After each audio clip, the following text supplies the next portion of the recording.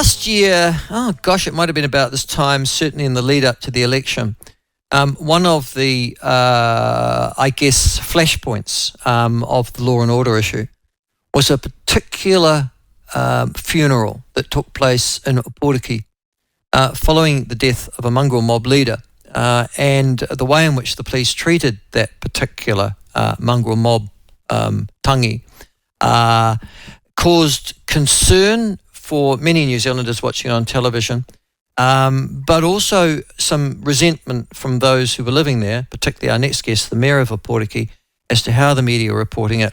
And the suggestion was that, certainly the impression was given by media reporting of the time that Ōpōtiki was pretty much a gang town and that they ran riot over everybody else. The Mayor of Ōpōtiki at the time pushed back very strongly on that, David Moore. But after the investigations this week and a number of arrests in the Eastern Bay of Plenty area, including Ōpōtiki, of Mongrel Mob areas, the police have been criticised by Maori community leaders for the way they undertook that particular investigation. And the suggestion is that a number of children were traumatised by the event. Joining us to give us some perspective, though, and to see if we've moved on from a year ago and whether or not things have calmed down or this is just normal, we are joined very kindly by the Mayor of Ōpōtiki, who stopped on a road somewhere to talk to us, so it's very kind of him, David Moore. David, thanks very much for talking to us, mate, and I appreciate the time and the effort that you've taken. Yeah, kia ora, Mike. Hey, look, just before I start, I just want to have a shout out to Mike King and that fantastic cause today. I'm dodging the Gumboot Friday in Ōpōtiki. I'm heading to Napier, so just especially that. Yeah, look, I was in the media pushing back about some of the comments about the town.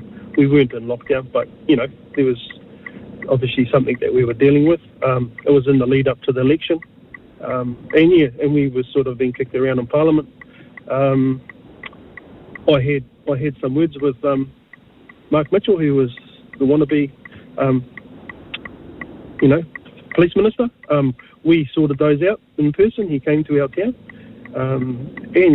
we've met with him several times. And we were in the media talking about lack of police well before this event, so we could see something, was about to happen, and it did, unfortunately. David, Ōpōtiki, unfortunately, and there are a number of areas, like New Zealand, Wairoa would be another one, has a bit of a reputation as having the Mongrel Mob so fairly entrenched that they are a pernicious and ongoing pernicious influence in your area. This week, as you know, the police undertook those raids in Ōpōtiki and other areas in the Eastern Bay of Plenty and arrested a whole series of people. Is this just the life that you have to accept? Is there any light at the end of the tunnel, or do you think that you are receiving unfair media treatment as a consequence of these police actions? Oh, look, these people making comments, and I'm not going to. I think you're talking particularly about Uli Te Aho's comments in the media. I'm not going to criticise what he said. He does some really good mahi for his iwi on the coast.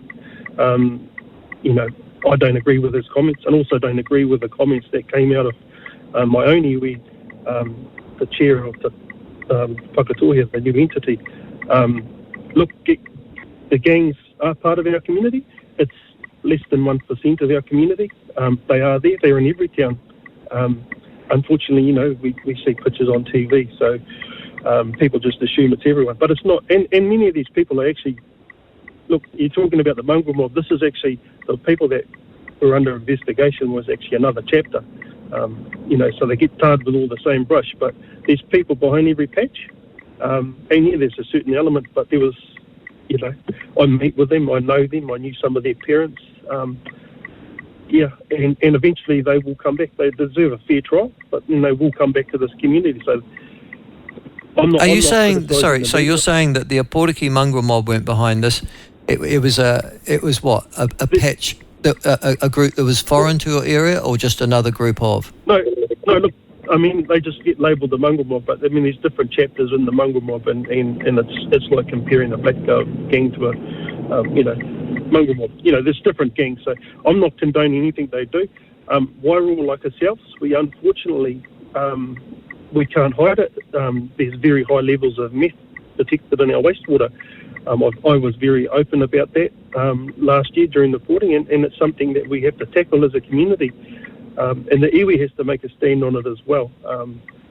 That's where I'm coming from this morning, because it seems that some iwi leaders and activists, but particularly iwi leaders though, forget the activists, are sort of, if not condoning, then certainly acting as a shield for some of these mobs and their activities. Yeah, look, activists and iwi leaders are two different things.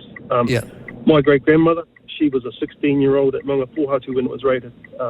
She lived to 103. She was one of the nicest people you've met. I'm sure she went through some terrifying things on that day, and we can talk, that's a whole different matter to what happened last week. You just have to look at the charges. There's some serious offences in there. These firearms aren't for hunting. These are, there's some serious weapons that were taken off the street.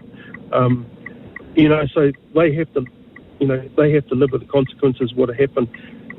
Every time I've met with any of the iwi, the gang leaders, we've discussed this. I was a policeman. I've got two other councillors on my council that were in the police, and both of them were involved heavily in youth aid, which is, aiming to prevent these sorts of things. Our station is very undermanned, and it's something we've been strong about. And I voiced my concerns with Mark Mitchell. Look, and Mark is doing what he said he would do, and this is a conversation I shared with the gang leaders. He's going to do what he says he's going to do. That's the sort of person he is. And look, the majority of our community, they're grateful for what happened. It's very unfortunate any children were caught up in it, but that's the consequences of what's happening in these homes. And we really need to get rid of, drugs are a real issue. Imagine the harm that it causes across the wider community. It's not just 37 mokopuna suffering, it's hundreds, as their parents are suffering with this addiction. So, look, I thank the police for what they've done. Like I say, these people deserve a fair trial. There's one thing being arrested and there's another thing being convicted. So, and then it's just one of those things. It's not just one of those things. It's an ongoing thing, really, isn't it? At the end of the day, yeah. I'm interested though. The police have brought in quite some. Have brought in. The police minister is bringing in some pretty tough legislation, also around gang patches and things like that.